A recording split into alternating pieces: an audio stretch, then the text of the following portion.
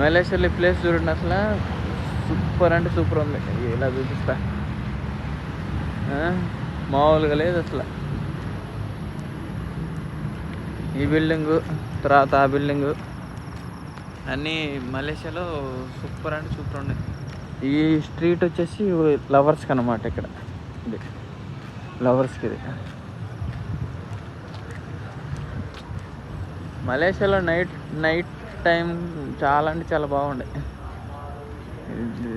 Lighting అయితే అసలు అదిరిపోయింది.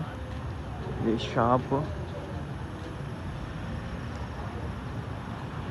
ఇవన్నీ మేము తిరగాలంటే మాకు వర్క్ పర్మిట్ లేదు. అది ఉంటే మేము మొత్తం అంతా